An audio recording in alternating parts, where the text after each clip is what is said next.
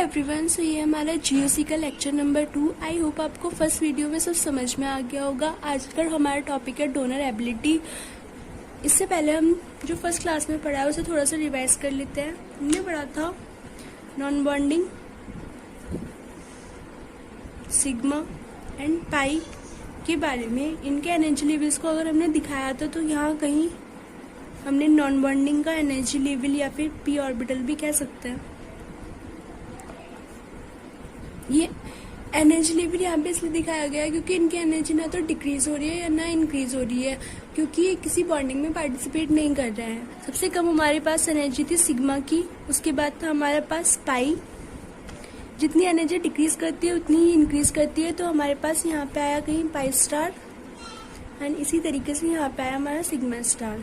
अगर हम इसका एनर्जी ऑर्डर लगाएं तो सबसे कम थी हमारी सिग्मा की, than pi, then non bonding electrons या फिर लोन पेयर। सेकंड थिंग हमने देखी थी कि जो हमें होमो चाहिए था वो हाई एनर्जी का होना चाहिए for good donation, and LUMO जो चाहिए होता है हमें वो चाहिए होता है lowest energy for good acceptance. Third थी हमारे पास कि अगर हमारे पास कोई ऐसा कंपाउंड है CO, यहाँ ऑक्सीजन के पास लोन पेयर भी प्रेजेंट है और वो पाई बॉन्ड से अटैच है, तो सबसे पहले उसके यहाँ लोन पेयर ही डोनेट होंगे, उसके बाद पाई बॉन्ड से इलेक्ट्रॉन्स का डोनेशन होगा, क्योंकि नॉन बॉन्डिंग की एनर्जी ज़्यादा होती है पाई के कंपैरिजन में, इसलिए सबसे पहले नॉन बॉन्डिंग इलेक्ट्रॉन्स निकलेंगे। अब हम देखते हैं अपना आज का टॉपिक डोनर एबिलिटी। जैसे कि इसके नाम से ही पता चल रहा है, डोनेट करने की एबिलिटी। ये जो है ये कॉन्सेप्ट हमें बेसिसिटी और न्यूक्लियोफिलिसिटी में बहुत ज़्यादा हेल्प करेगा। देखते हैं चलिए डोनर एबिलिटी। अगर हम सबसे पहले एक एग्जाम्पल लें, सिंपलेस्ट एग्जाम्पल जैसे हाइड्रोजन एटम का, इसकी में वन इलेक्ट्रॉन प्रेजेंट होता है और इसका इलेक्ट्रॉनिक कॉन्फ़िगरेशन होता है 1s। अगर हम यहाँ कहीं पे हाइड्रोजन का न्यूक्लियस ड्रॉ करें और फिर यहाँ कहीं उसका 1s होगा, यहाँ कहीं 2s, यहाँ कहीं 2p होगा। इसी तरीके से अदर के केस में क्या होता है, यहाँ पे न्यूक्लियस sp_d।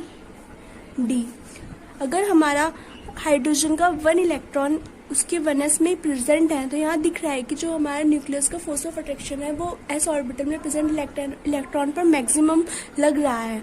अगर इन दोनों के बीच फोर्स ऑफ अट्रैक्शन मैक्सिमम है तो क्या होगा, ये जो न्यूक्लियस है ये इलेक्ट्रॉन्स को अपने से दूर ज़्यादा जाने नहीं देगा। दूर नहीं जाने देगा तो क्या होगा, s ऑर्बिटल जो है उसकी डोनर एबिलिटी बहुत ज़्यादा डिक्रीज हो जाएगी, वो ईजिली अपने इलेक्ट्रॉन डोनेट नहीं कर पाएगा। अगर इसका कंपैरिजन करें हम किसी p ऑर्बिटल में प्रेजेंट इलेक्ट्रॉन से, तो क्या होता है, हमारा यहाँ पे डिस्टेंस इंक्रीज कर रही है, जिसकी वजह से p ऑर्बिटल में प्रेजेंट इलेक्ट्रॉन पे न्यूक्लियस इतने अच्छे से फोर्स ऑफ अट्रैक्शन नहीं लगा पाएगा जितना कि वे s में प्रेजेंट इलेक्ट्रॉन्स पे लगा पा रहा है। तो क्या होगा, डोनर एबिलिटी थोड़ी सी बढ़ जाएगी। Force of attraction come, donor ability ज़्यादा, मतलब इजीली इलेक्ट्रॉन का डोनेशन हो पाएगा। अगर हम यहाँ पे डोनर एबिलिटी का ऑर्डर लिखें तो कुछ इस तरीके से होगा, S की सबसे कम, then P, then D, then F। Second thing हमारे पास है S में हमारा S कैरेक्टर होता है 100%, फिर SP, SP2, SP3 and pure p orbital. sp में अगर हम s करेक्टर देखें तो यहाँ पे हमारा हो जाता है 50% s हो जाता है एंड 50% हमारा हो जाता है p, क्योंकि 100% था, 50% s ने ले लिया, 50% p ने ले लिया। अगर sp2 के केस में आए तो यहाँ पे हम ऐसे लिख सकते हैं spp, एंड यहाँ पे 3 पार्ट्स में डिवाइड होगा हमारा 100% करेक्टर, तो s का आएगा 33.3%, p का भी एंड इसी तरीके से दूसरे p का भी। अगर हम sp3 को देखें तो यहाँ 4 पार्ट्स में डिवाइड हो रहा है, तो sp_p_p, तो यहाँ पे जो है s का करेक्टर आ जाएगा 25%, 25,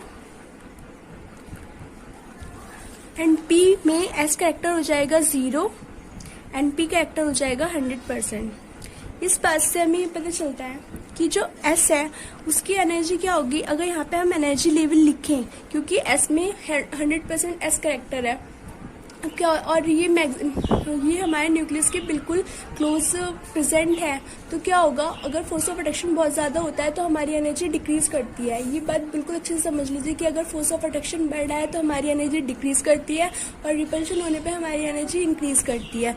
तो हमारी एस की एनर्जी अगर हम दिखाएं तो यहाँ पे हमारी होगी कहीं एस की energy, then SP, then SP2, then SP3 and then P। ये है हमारा एनर्जी का ऑर्डर। अगर हम इसे डोनर एबिलिटी के तरीके से लिखें तो क्या होगा, हमारा डोनर एबिलिटी हो जाएगी हमारी S की सबसे कम, then SP, then SP2, then SP3 and P। तो इस तरीके से हमने ये देखा कि हमारा जो S में minimum force, maximum force of attraction की वजह से मिनिमम डोनेशन होगा इलेक्ट्रॉन का, इलेक्ट्रॉन निकालना बहुत मुश्किल होगा। और P में क्योंकि S के कंपैरिजन में फोर्स ऑफ अट्रैक्शन कम है तो ये आराम से इलेक्ट्रॉन डोनेट हो सकेगा। इसी कॉन्सेप्ट को समझने के लिए ये हमारे पास एक क्वेश्चन है, लेकिन उससे पहले अगर आपको हाइब्रिडाइजेशन बहुत जल्दी से निकालना नहीं आता है तो जल्दी से सीख लेते हैं एक छोटी सी इजी सी ट्रिक। जैसे हमारे पास कार्बन है, वो 4 बॉन्ड से अटैच्ड है, तो हम बस सिर्फ इसमें सिग्मा बॉन्ड को काउंट कर लेते हैं। अगर हमारे पास पाई बॉन्ड भी प्रेजेंट है तो हम क्या करेंगे, सिर्फ उसमें भी सिग्मा बॉन्ड को ही काउंट करेंगे, क्योंकि एक पाई बॉन्ड में एक सिग्मा बॉन्ड होता है, एक पाई बॉन्ड होता है। तो क्या होगा, यहाँ पे हमारे पास 4 सिग्मा बॉन्ड है, 1 2 3 4, 4 हो गया। 4 मतलब sp3 होता है, जैसे ऐसे भी लिख सकता है sp p p। इसी तरीके से अगर हमारे पास C डबल बॉन्ड C है, H, तो क्या होगा यहाँ पे sp, क्योंकि यहाँ डबल बॉन्ड है लेकिन हमें तो सिर्फ सिंगल बॉन्ड को ही काउंट करना है, तो यहाँ पे हो गया हमारा एक ले लेंगे इसका भी, तो ये हो जाएगा हमारा sp2। इसी तरीके से अगर हम ये देखें C ट्रिपल बॉन्ड C, और यहाँ पे हमारा एक H प्रेजेंट है, तो 1 ही हो गया हमारा S, और यहाँ से भी हमें सिर्फ एक ही बॉन्ड काउंट करना है, तो ये हो गया sp। तो इस तरीके से हो जाएगा हमारा sp हाइब्रिडाइजेशन। अब हम आते हैं अपने क्वेश्चन की तरफ। तो यहाँ हमारा और एक बात और कि अगर हमारे पास कोई नेगेटिव चार्ज प्रेजेंट है तो हमें पता है कि नेगेटिव चार्ज 2 इलेक्ट्रॉन से मिलकर बनता है, और जो हमारा सिग्मा बॉन्ड होता है वो भी 2 इलेक्ट्रॉन से ही मिलकर बनता है। तो हम नेगेटिव चार्ज को भी 1 काउंट करते हैं। तो अगर हम यहाँ पे हाइब्रिडाइजेशन निकालें तो हमारा हाइब्रिडाइजेशन क्या होगा, 1 2 3 4। 4 मीन्स sp3, यानी sp p p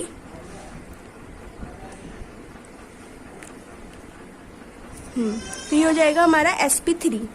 यहाँ पे देखेंगे हम तो ये क्या होगा हमारा sp2, और यहाँ हो जाएगा sp। ठीक है, या ये देखें तो 1 2, और यहाँ देखें तो 1 2 3, यहाँ पे 3 है और यहाँ पे 2 है, तो यहाँ sp और यहाँ पे sp2।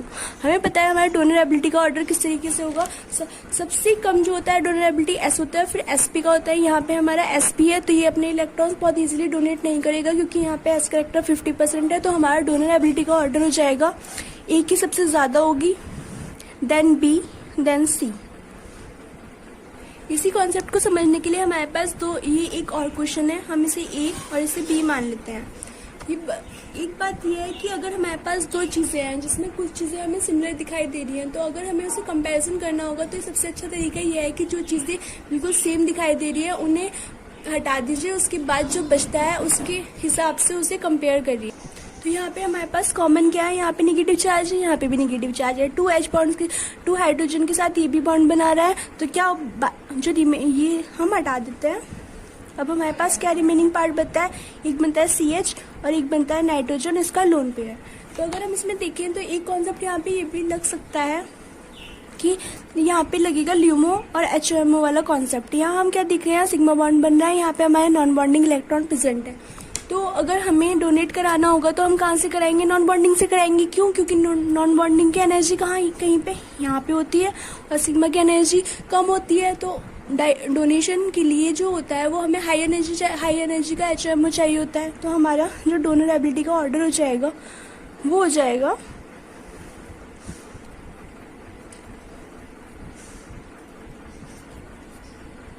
कुछ इस तरीके से। बट कुछ लोग ये सोच सकते हैं कि नाइट्रोजन तो मोर इलेक्ट्रोनेगेटिव होता है, तो और वो तो अपने इलेक्ट्रॉन्स को अपने पास ही रखेगा, जाने नहीं देगा, तो फिर इसके बाद क्या होगा, ये इसने इतने अच्छे से डोनेट क्यों कर दिया। तो ये बिल्कुल ठीक बात है। अगर हम ये वाला एग्जाम्पल लें जिसमें हमारे पास कुछ इस तरीके से हो, अब इस एग्जाम्पल में क्या है, नेगेटिव चार्ज भी दोनों पे सेम है, नाइट्रोजन और कार्बन दोनों ही तीनों हाइड्रोजन से सिंगल बॉन्ड बना रहे हैं, तो क्या होगा यहाँ पे इलेक्ट्रोनेगेटिविटी वाला ही कॉन्सेप्ट लगेगा, और जो हमारा अच्छा डोनर होगा वो हमारा कार्बन होगा, क्योंकि कार्बन की इलेक्ट्रोनेगेटिविटी जो है वो नाइट्रोजन से कम है। नाइट्रोजन अपने इलेक्ट्रॉन इतनी इजीली अवेलेबल नहीं कराएगा, लेकिन इस ऊपर वाले केस में क्या था, हमारे पास सिग्मा बॉन्ड भी प्रेजेंट था और नॉन बॉन्डिंग इलेक्ट्रॉन भी प्रेजेंट थे। तो इलेक्ट्रोनेगेटिविटी देखने से पहले हमें ये देखना पड़ता है कि कहीं हमारा जो डिफरेंस आ रहा है वो हमारा सिग्मा बॉन्ड और नॉन बॉन्डिंग इलेक्ट्रॉन्स में तो नहीं है। आई होप आपको ये बात समझ में आ गई होगी। एक और क्वेश्चन लेते हैं हम। हमारे पास कुछ इस तरीके का क्वेश्चन है। यहाँ पे क्या दिख रहा है हम कि नाइट्रोजन भी तीनों में सेम है, हाइड्रोजन भी लगा हुआ है। अब कहाँ पे डिफरेंस आ रहा है, इनके रिंग साइज पे। तो रिंग साइज भी क्या कोई डोनर एबिलिटी पे इफेक्ट डालती है? बिल्कुल डालती है। देखिए कैसे। इससे पहले हम देखते हैं, हमारे पास एक साइक्लोप्रोपेन होता है, बल्कि कार्बन जो है हमारे 4 बॉन्ड बनाता है, और 4 बॉन्ड में वो टेट्राहेड्रल स्ट्रक्चर में सबसे ज्यादा स्टेबल होता है। और टेट्राहेड्रल स्ट्रक्चर में जो एंगल होता है वो होता है हमारा 109.5। अगर हम साइक्लोप्रोपेन का केस लें, जो कि इस तरीके से होता है ट्राइंगल, हमें पता है ये हमारा हो गया साइक्लोप्रोपेन। अगर हम यहाँ देखें तो ये हमारा कार्बन है, इसमें 4 बॉन्ड बना रखे हैं, लेकिन यहाँ पे 60 डिग्री एंगल होता है किसी भी ट्राइंगल में, ये हमें पता है। तो यहाँ पे इसे मिलना था 109.5 डिग्री का एंगल चाहिए था, लेकिन यहाँ इसे कितना मिल रहा है, सिर्फ 60 डिग्री मिल रहा है। मतलब इसमें बहुत ज्यादा स्ट्रेन है, ये बहुत ज्यादा अनस्टेबल कंपाउंड है। इसी तरीके से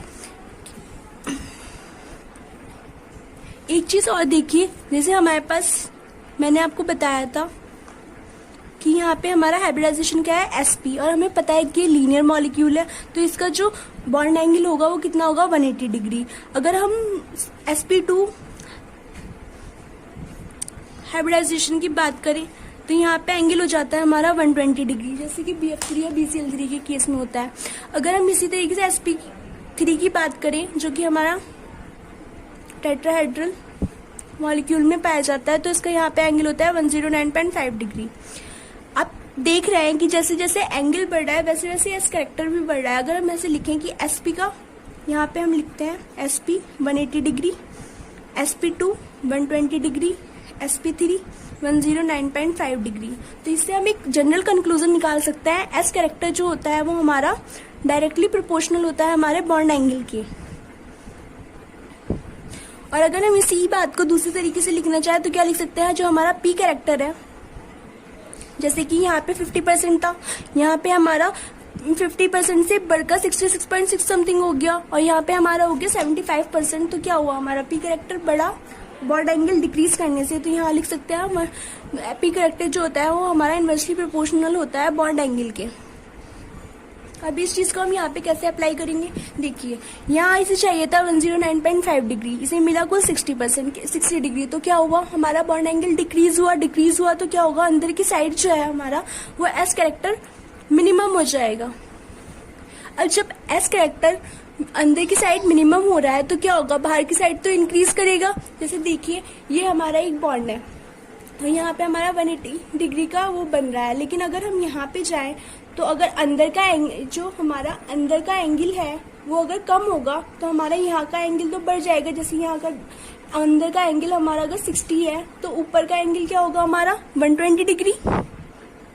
तो बस जो मेन बात ये है वो ये है कि हमारा अगर अंदर की तरफ बॉन्ड एंगल कम हो रहा है तो वहाँ पे हमारा एस कैरेक्टर मिनिमम हो जाएगा, और चूंकि अगर अंदर की तरफ कम होने से बाहर का एंगल बढ़ रहा है तो क्या होगा, यहाँ पे हमारा एस कैरेक्टर मैक्सिमम हो जाएगा। अब आते हैं हम अपने क्वेश्चन की तरफ। हमारा क्वेश्चन था इसे भी बिल्कुल इसी तरीके से देख सकते हैं साइक्लोप्रोपेन की तरह। यहाँ पे भी हमारा 60 डिग्री का एंगल है और यहाँ पे हमारे लोन पेयर प्रेजेंट है जो कि दिखा नहीं रखे हैं। तो क्या होगा, ये देगा तो अपने लोन पेयर से ही। तो यहाँ पे हमारा सबसे ज्यादा एस कैरेक्टर जो है वो कम है, मिनिमम है। तो अगर यहाँ पे एस कैरेक्टर मिनिमम है तो बाहर की साइड हमारा एस कैरेक्टर ज्यादा हो जाएगा, मतलब जो हमारा लोन पेयर है उसमें हमारा एस कैरेक्टर मैक्सिमम होगा। अब हमारा एक्स कैरेक्टर लोन पेयर में मैक्सिमम है तो क्या होगा, एस कैरेक्टर तो हमारी डोनर एबिलिटी डिक्रीज करती है। अगर एस कैरेक्टर ज्यादा होता है तो हमारी डोनर एबिलिटी डिक्रीज करती है। तो जो हमारा ऑर्डर हो जाएगा डोनर एबिलिटी का वो क्या होगा, ए जो है सबसे कम डोनेट करता है, देन बी, देन सी। इसी तरीके से यहाँ पे 60 था, यहाँ पे 90 हो जाएगा। कुछ एंगल बढ़ा है, मतलब कुछ एस कैरेक्टर बढ़ा है तो थोड़ा सा इजीली, बाहर की साइड थोड़ा एस कैरेक्टर कम हुआ है तो थोड़ा इजीली डोनेट करेगा। इसी तरीके से यहाँ पे हमारा ये जो है डोनरेबिलिटी का ऑर्डर हो जाएगा। चलिए एक नेक्स्ट क्वेश्चन हमारे पास ये है। यहाँ पे क्या है, यहाँ पे भी वही है, लेकिन यहाँ पे आगे डबल बॉन्ड। डबल बॉन्ड में क्या होता है, sp2 हाइब्रिडाइजेशन होता है। अब यहाँ क्या हुआ, हमारा ये sp2 हो गया और इस पे लोन पेयर भी प्रेजेंट है। ऑक्सीजन तो नाइट्रोजन से भी ज्यादा इलेक्ट्रोनेगेटिव होता है, ऊपर से वहाँ पे डबल बॉन्ड भी प्रेजेंट है, मतलब ये sp2 हाइब्रिडाइजेशन है। अब क्या होगा, ये तो और ज्यादा अनस्टेबल हो चुका है। तो यहाँ पे क्या है, वही बात है, यहाँ पे भी 60 डिग्री है। एस कैरेक्टर जो है वहाँ अंदर की साइड मिनिमम है और बाहर की साइड मैक्सिमम है। अब मैक्सिमम है और क्या है, इलेक्ट्रोनेगेटिविटी भी ज्यादा है और sp2 हाइब्रिडाइज भी है। तो अब क्या होगा, यहाँ पे जो हमारा डोनरेबिलिटी का ऑर्डर हो जाएगा, ये तो ऑक्सीजन तो यहाँ पे बहुत बिल्कुल ही नहीं देगा। क्यों, क्योंकि हमारा एस कैरेक्टर सबसे ज्यादा मिनिमम होने की वजह से वो बिल्कुल अपने आप पास अपने इलेक्ट्रॉन्स को बाइंड करके रखेगा। इलेक्ट्रोनेगेटिविटी का फैक्टर भी यहाँ पे वर्क करेगा कि क्योंकि ज्यादा होती है ऑक्सीजन की इलेक्ट्रोनेगेटिविटी, तो वो भी अपने पास अपने इलेक्ट्रॉन्स को जाने नहीं देगा। तो डोनरेबिलिटी का ऑर्डर क्या हो जाएगा, ए की सबसे कम, देन बी, देन सी, देन डी। अब एक ये हमारे पास क्वेश्चन, इसमें बतानी है हमें ऑक्सीजन के डोनरेबिलिटी। अब एक बात यहाँ पर ये आती है, ये बात आप बिल्कुल अपने कहीं पे भी नोट करके लिख सकते हैं कि अगर हमारे पास कुछ इस तरीके का है, यहाँ पे भी नाइट्रोजन प्रेजेंट है, यहाँ पे भी ऑक्सीजन के पास हमारा नाइट्रोजन प्रेजेंट है और यहाँ पे हमारा पाई है। अब क्या होता है, ये जो नाइट्रोजन के इलेक्ट्रॉन्स हैं, लोन पेयर है, ये कॉन्जुगेशन में भी तो पार्टिसिपेट कर सकते हैं, मतलब ये यहाँ जा सकते हैं। ये पाई बॉन्ड ब्रेक करेगा तो ये यहाँ पे चला जाएगा, तो ये कुछ इस तरीके से भी बन सकता है। मतलब जो हमारे नाइट्रोजन के इलेक्ट्रॉन्स हैं वो डिलोकलाइज कर रहे हैं, डिलोकलाइजेशन में पार्ट कर रहे हैं। अब आपको पता है कि डिलोकलाइजेशन से क्या होता है, हमारे जो डिलोकलाइजेशन से क्या होता है, हमारा सिस्टम स्टेबल होता है। स्टेबल होता है क्या मतलब होगा, उसकी डोनरेबिलिटी डिक्रीज करेगी। लेकिन यही अब देखिए यहाँ पे भी ऐसे ही हो सकता है। ये जो है ये ऐसे ब्रेक करा और यहाँ पे क्या है, O negative, C, R, double bond, N. तो ये हमारा कुछ बनेगा इस तरीके से। लेकिन अब क्या है, दोनों में ही कॉन्जुगेशन हो रहा है, दोनों में ही इलेक्ट्रॉन्स का डिलोकलाइजेशन हो रहा है। तो यहाँ पे हम डिफरेंशिएट किस बेस पे करेंगे, यहाँ पे हमारा हाइड्रोजन और यहाँ पे हमारे 3 मेंबर रिंग। अब देखिए ऑक्सीजन, नाइट्रोजन जो है, यहाँ पे ये क्वेश्चन भी हो सकता था कि ऑक्सीजन हमारा मोर इलेक्ट्रोनेगेटिव होता है देन नाइट्रोजन से, तो हम जो इलेक्ट्रॉन का डोनेशन है वो हम नाइट्रोजन से ना करा के ऑक्सीजन से क्यों करा रहे हैं। तो देखिए अगर हमें यहाँ पे ऑक्सीजन से डोनेशन कराना है तो हमें क्या चाहिए होगा, यहाँ पे इलेक्ट्रॉन डेंसिटी बहुत ज्यादा होनी चाहिए, तभी ऑक्सीजन अपने इलेक्ट्रॉन देगा। अब ऑक्सीजन जो इलेक्ट्रॉन डेंसिटी है वो कैसे इंक्रीज करेगी, जो नाइट्रोजन है वो यहाँ पे अपने इलेक्ट्रॉन्स डिलोकलाइजेशन में भेज रहा है, जिससे क्या है यहाँ पे हमारा निगेटिव चार्ज आ गया, ऑक्सीजन पे डेंसिटी जो है बढ़ चुकी है। अब हम यहाँ पे जो इसका डिफरेंशिएट करेंगे वो इस बेस पे करेंगे। यहाँ पे जो है हमारा हाइड्रोजन है और यहाँ पे हमारे 3 मेंबर रिंग है। 3 मेंबर रिंग में हमें पता है कि अंदर की तरफ एस कैरेक्टर मिनिमम होता है और बाहर की तरफ एस कैरेक्टर ज्यादा होता है। मतलब जो ये लोन पेयर है इसमें हमारा जो एस कैरेक्टर है वो मैक्सिमम है। अब एस कैरेक्टर मैक्सिमम है तो नाइट्रोजन इस लोन पेयर को इतने अच्छे तरीके से डिलोकलाइजेशन में पार्टिसिपेट नहीं करने देगा। जब ये नाइट्रोजन अपने इलेक्ट्रॉन्स को डिलोकलाइजेशन में भेजेगा ही नहीं, कॉन्जुगेशन होगा ही नहीं, तो ऑक्सीजन पे डेंसिटी इतनी ज्यादा नहीं बढ़ पाएगी, जिसकी वजह से क्या होगा, ऑक्सीजन इजीली डोनेट नहीं कर पाएगा और उसकी डोनरेबिलिटी डिक्रीज कर जाएगी। जबकि यहाँ क्या, यहाँ पे हाइड्रोजन है, यहाँ पे डिलोकलाइजेशन के लिए इलेक्ट्रॉन्स इजीली अवेलेबल है, जिससे क्या है यहाँ नाइट्रोजन के इलेक्ट्रॉन्स इसके पाई स्टार में चले जाएंगे, जिससे क्या है ये पाई बॉन्ड ब्रेक करके यहाँ पे अपनी ऑक्सीजन पे इलेक्ट्रॉन डेंसिटी इंक्रीज कर जाएगी। तो अब क्या होगा, हमारा डोनरेबिलिटी का ऑर्डर, हमारी डोनरेबिलिटी हो जाएगी RCO NH2 की ज्यादा in comparison to this. I hope आपको ये वीडियो बहुत अच्छे से समझ में आई हो। Thank you so much for watching.